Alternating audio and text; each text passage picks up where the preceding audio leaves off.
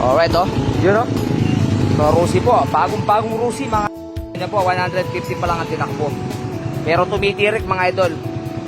Tumitirik po, as in mamamatay siya. Then, mga 5 minutes daw, 10 minutes, under na naman ulit, sabi ni idol. So, dinala daw sa kasa. Pinagawa doon. So, lininis yung carburetor. So, ganun pa rin. Alright. So, tumitirik pa rin, mga idol. Sabi daw sa kasa, problema daw yung carburetor.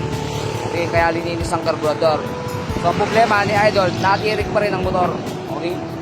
Kaya road test natin itong motor na to. Palagay ko, alam ko na ng problema nito na once na tumakbo ng mga nasa 1 kilometers, 2 kilometers na mamatay.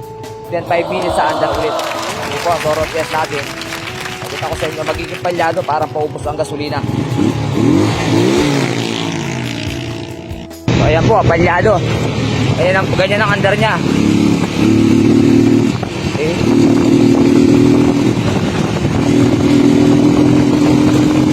Nagpupulunan. O, ayan na, mga idol. Ayan na, mamamatay na siya.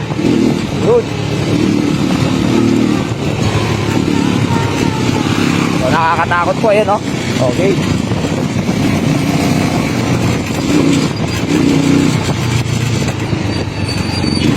Wala na po. So, ayan, mga idol. So, natuluyan na po.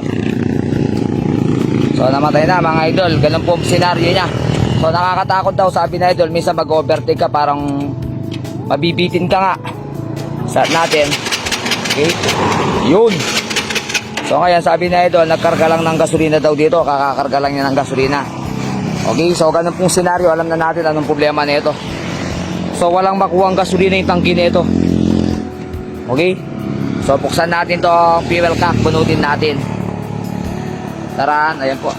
So, walang tumutulong gasolina mismo dito sa may fuel cap. So, paano gagawin dyan? So, pag emergency, buksan mo lang itong takip nito, tutulo yan. So, ito lang problema ng motor ni idol. Ayan po.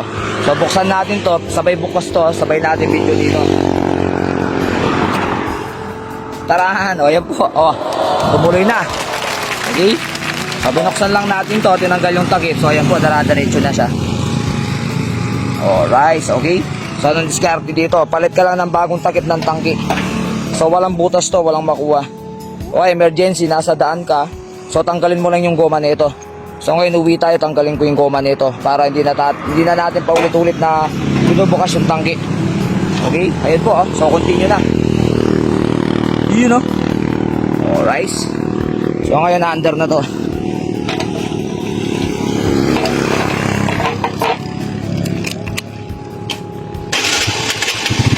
Yun, no?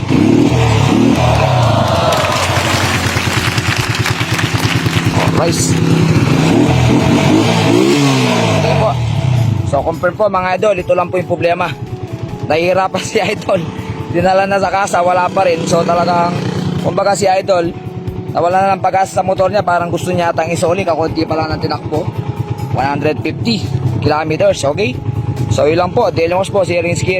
So, kung palagay nyo may natutunan kayo sa video natin, mga idol, so pag-share naman po. Si Delon Works, sarili naman niya, laging sharing is caring. Alright.